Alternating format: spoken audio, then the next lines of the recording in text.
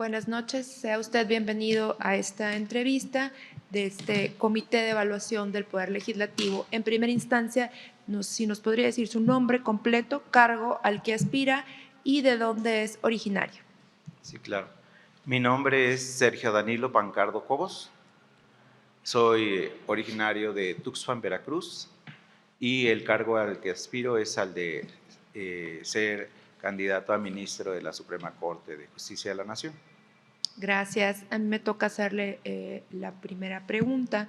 A mí me gustaría saber qué haría usted en caso de formar parte de la Suprema Corte de Justicia de la Nación para fortalecer la transparencia y la rendición de cuentas dentro de la Corte, y qué propuestas tiene para garantizar que sus decisiones sean claras, accesibles y comprendidas por la mayoría de los y las ciudadanas.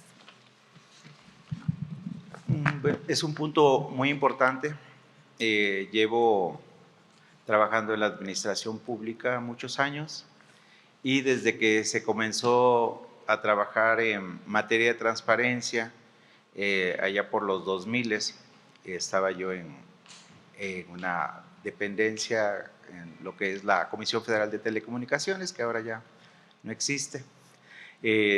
Y precisamente ahí me tocó romper un poco los tabús, porque siempre pedían acceso a la información y resérvala. Y yo era más de la idea, abre la información, es importante que la gente conozca el quehacer de lo que hacemos, y creo que eso sería lo que buscaría en caso de llegar a formar parte del Pleno de la Suprema Corte, en que el quehacer jurisdiccional debe ser abierto, que es comprensible.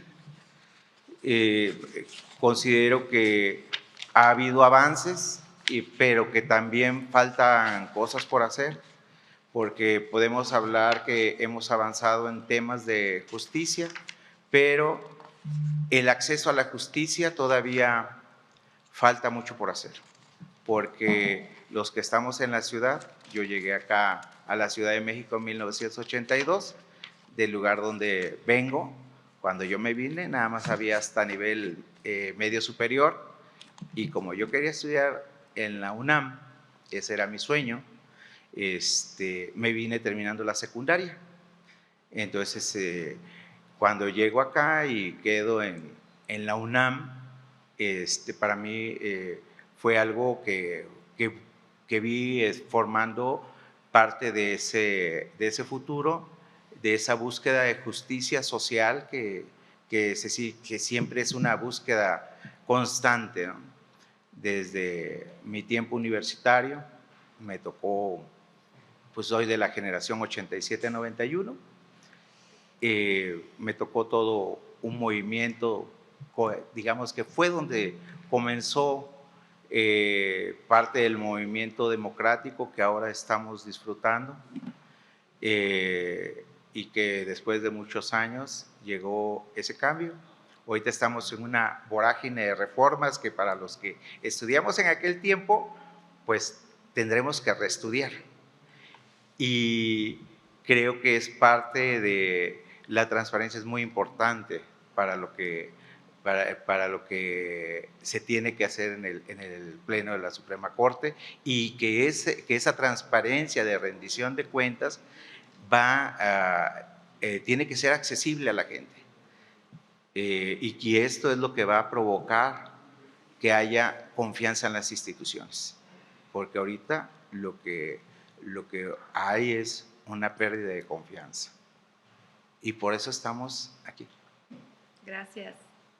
Bien, quisiera que nos hablara sobre cómo armonizar los sistemas normativos internos de los pueblos indígenas con otras normas, digamos, de carácter estrictamente general, para lograr respetar plenamente los derechos humanos en la impartición de justicia. Es un gran reto, porque después de muchos años desde los acuerdos de San Andrés Larraínzar.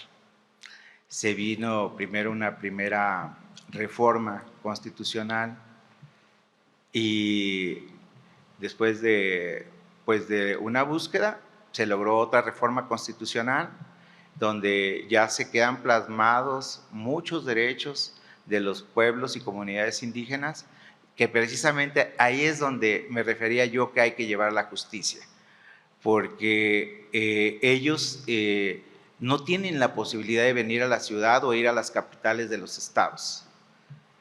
Y muchas veces ellos son los que más están perdiendo, y lo digo ellos porque yo me vine, mi madre era parte de un ejido, y que debido a la falta de educación y eso, pues muchos de ellos perdieron tierras ejidales por la reforma que hubo en materia ejidal, que se pudieron traspasar, entonces yo creo que ahí tenemos que hacer un trabajo arduo, todavía inclusive desde el Congreso, de la mano con el Poder Judicial, porque ahora en materia de derechos humanos hablamos de derechos fundamentales, pero cuando viene la valoración entre un derecho fundamental que pertenece a las comunidades y pueblos indígenas, muchas veces ellos no tienen una tutela judicial efectiva. Entonces, esa ponderación de derechos tiene que ser más, en la reforma ahora se habla de que deben de tener una defensa, y yo considero que sí, que se debe fortalecer la Defensoría del Pueblo, ¿no? Una siguiente pregunta es, la sociedad mexicana reclama una justicia más rápida. Cuando se estudian los factores de por qué la justicia es tardía, uno de ellos es la integración de la prueba pericial en todas o diversas materias. ¿Cómo hacer más ágil su integración? Mire, ahí estamos en un problema, porque realmente integrar una carpeta de investigación o integrar un expediente, ya sea civil o en materia agraria, están tan saturados los juzgados que los tiempos para la presentación, admisión y desahogo de pruebas, muchas veces ahí se va mucho tiempo. La reforma constitucional que hubo ahora, que habla que los expedientes deben de ser resueltos en el mínimo tiempo posible, va a ser algo imposible si no se fortalece todo el sistema de justicia. Y no solamente estoy hablando del Poder Judicial, estoy hablando del sistema de justicia en México, desde el policía, Ministerio Público y el Poder Judicial. Ahí va a ser un gran reto que tenemos que seguir trabajando, aún en caso de no quedar, pues tendré yo que seguir trabajando en eso. En la actualidad, pues yo me desempeño en la Procuración de Justicia, y ese es un gran tema, a pesar de que tiene uno que rendir informes. La verdad es que es tanta la carga de trabajo que muchas veces se vuelve imposible, pero más bien se vuelve difícil, pero no imposible si nos coordinamos todas las instituciones. Gracias por sus respuestas. Tendría 3 minutos para agotar su tiempo de 12, si gusta hacer uso de él, para un mensaje final. Sí, bueno, pues para mí es pues una satisfacción estar en este momento, en esta entrevista. Agradezco mucho que para el comité de selección haya cumplido con el requisito de idoneidad.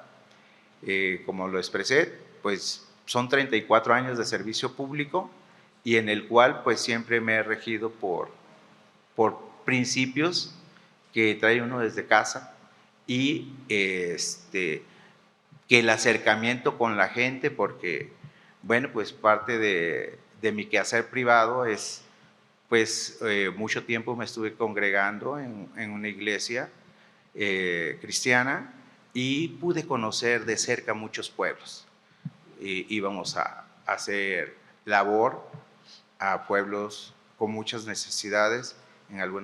Nos íbamos a algo que le llaman el Triángulo de la Pobreza, entre el estado de Hidalgo, Veracruz y San Luis Potosí, lo que es la zona de Tamazunchale, San Felipe, Orizatlán.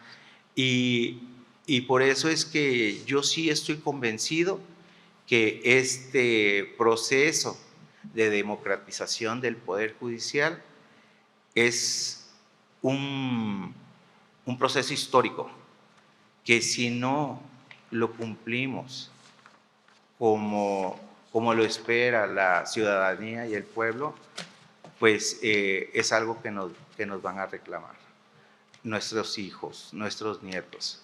Porque ¿qué es lo que estamos haciendo? Pues estamos en la búsqueda de un mejor país. Aquí no es tanta una cuestión ideológica, aquí es más bien una cuestión de bienestar para todos los mexicanos.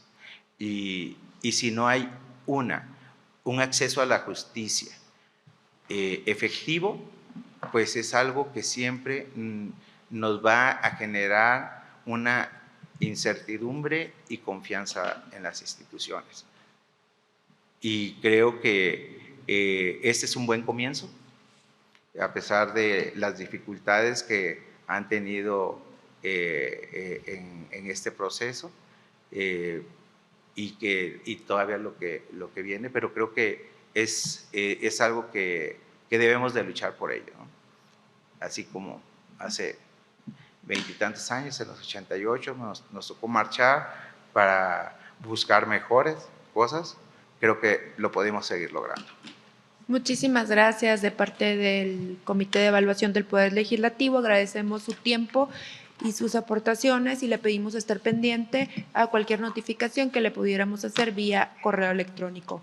Gracias y buenas noches. Gracias, buenas noches. Buenas noches.